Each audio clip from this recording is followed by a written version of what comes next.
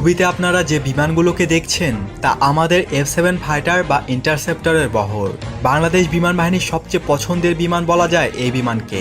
Russian MiG-21 এর hello guys, welcome back to another video. Viewer बहुत ही ज़्यादा इम्पोर्टेंट और बहुत ही ज़्यादा इंटरेस्टिंग किस्म की वीडियो आज हम आप लोगों के लिए लाए हैं। वीवर बांग्लादेश की एयरफोर्स के रिलेटेड। वीवर बांग्लादेश की एयरफोर्स का F7 BGI फाइटर जेट जो है +14 फाइटर जेट जो हैं F7 के, अगर खुदा ना करे कोई वार होती तो उसमें ये फाइटर जेट क्या रोल अदा कर सकते हैं। बहुत ही ज़्यादा इंटरेस्टिंग वीडियो होने वाली है। अभी तक आप लोगों ने हमारे चैनल को सब्सक्राइब नहीं किया हुआ तो जल्दी से हमारे चैनल को सब्सक्राइब कर लीजिएगा। तो without wasting the time video को स्टार्ट करते हैं। ছবিতে আপনারা যে বিমানগুলোকে দেখছেন তা আমাদের F7 ফাইটার বা ইন্টারসেপ্টরের বহর। বাংলাদেশ বিমান বাহিনীর সবচেয়ে পছন্দের বিমান বলা যায় এই বিমানকে। রাশিয়ান MiG-21 এর চাইনিজ কপি এই বিমানটি 1987 সাল থেকে বাংলাদেশ বিমান বাহিনীতে সার্ভিস দিয়ে যাচ্ছে। চেংদু F7 হচ্ছে চেংদু J7 এর এক্সপোর্ট ভার্সন। এর ন্যাটো রিপোর্টিং নেম ফিশবেট। এটি MiG-21 এর Peoples Liberation Army licensed version. এর প্রোডাকশন 2013 সালে বন্ধ হয়ে গেলেও আজও অনেক দেশের বিমান বাহিনীতে সার্ভিসে রয়েছে। 1950 সাল থেকে 1960 সালের মধ্যে সোভিয়েত ইউনিয়ন এই বিমানের টেকনোলজি চীনকে সরবরাহ করে। MiG-21 ছিল এক ইঞ্জিন বিশিষ্ট সুলভ মূল্যের হালকা এয়ারফ্রেমের দ্রুতগতির এয়ারক্রাফট। এটি ছিল তৎকালীন পশ্চিমা ফাইটারগুলোর সাথে পাল্লা দেওয়ার মতো কৌশলগত যুদ্ধবিমান।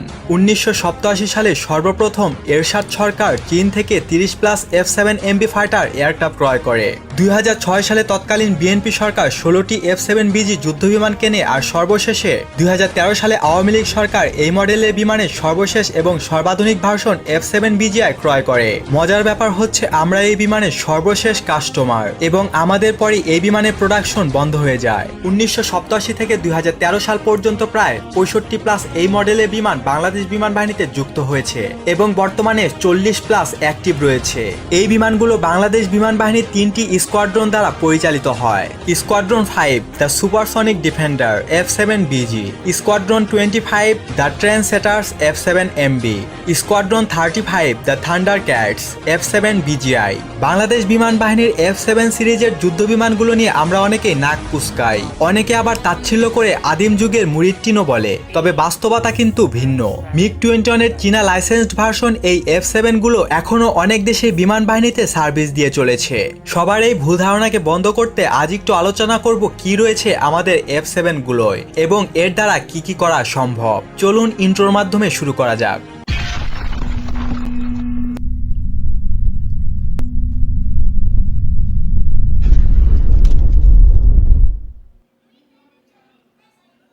যারা ডিফেন্স অ্যানালাইসিস করে তারা কেন যেন এই বিমানকে দক্ষ পাইলটের বিমান বলে। একজন দক্ষ পাইলটের হাতে এটা খুব মারাত্মক অস্ত্র। ভিয়েতনাম যুদ্ধে মার্কিনীরা এই বিমান দ্বারাই ব্যাপকভাবে ধরাশায়ী হয়েছিল। যাই হোক, MiG-21 কিংবা F7 সিরিজের মধ্যে আমাদেরগুলোই দুনিয়ার সবচাইতে অ্যাডভান্স।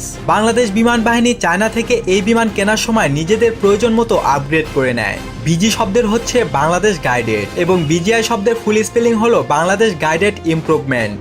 একটা কথা অনেক জায়গায় দেখে আসছি, এক জায়গায় রেফারেন্স ভুল হওয়ার দরুন সবাই এই ভুলটিকে বেশি ছড়াচ্ছে। এ কথা অনস্বীকার্য যে F7 BGI-তে চতুর্থ প্রজন্মের অনেক গুণাবলী রয়েছে। তাই বরং আপনি একে বলতে পারেন 3.5+ জেনারেশন এবং চতুর্থ জেনারেশনের বিমানের মাঝামাঝি কোনো এক বিমান।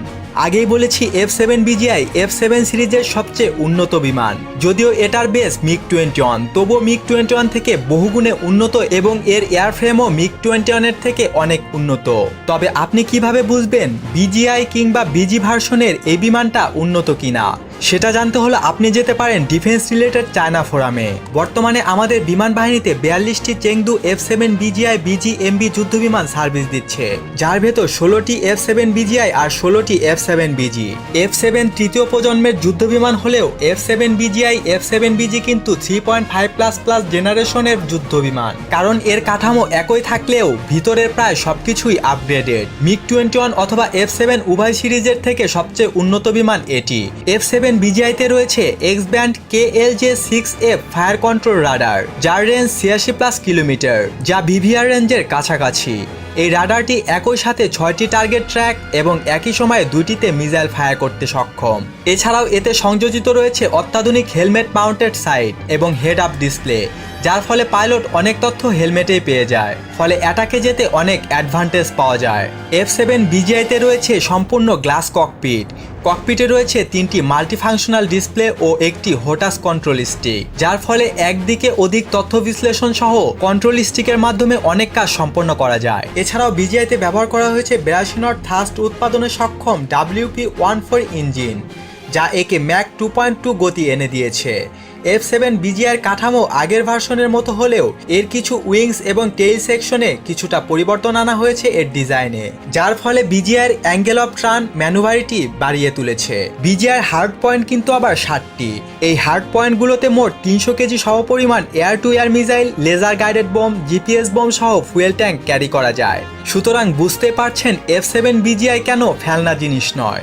আর F7 এমবিগুলো অনেক বেশি পুরনো হবার ফলে এগুলোকে শুধু ট্রেনিং পারপাসে ব্যবহার করা হচ্ছে। এই বছরে বাংলাদেশ বিমান বাহিনী বহরে ব্যবহৃত F7 বিজিআইয়ের জন্য পুনরায় 24টি শর্ট রেঞ্জের Chinese PL-52 air to air missile কেনা হয়েছে। ম্যাক 2.5 গতির মিসাইলগুলো ডগ ফাইটে নিমেষেই এয়ার টু এয়ার কম্ব্যাটের মোড় ঘুরিয়ে দিতে পারে। वाह वंडरफुल वीवर, क्या शानदार किस्म के बांग्लादेश की एयरफोर्स का ये फाइटर जेट है F7 BGI। बांग्लादेश ने इस फाइटर जेट को अपग्रेड भी किया है रिसेंटली। बांग्लादेश इंशाल्लाह इससे भी ज़्यादा जदीद और एडवांस लेवल के जो फाइटर जेट हैं उनको बहुत जल्द अपनी फिजाइया में ऐड करेगा।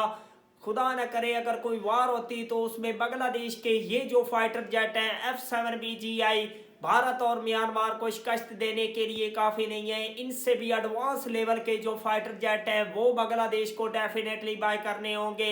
आई होप कि बांग्लादेश की जो गवर्नमेंट ऐसा करने में कामयाब हो। तो आपसे नेक्स्ट वीडियो में इंशाल्लाह, तब तक के लिए अल्लाह हाफिज़।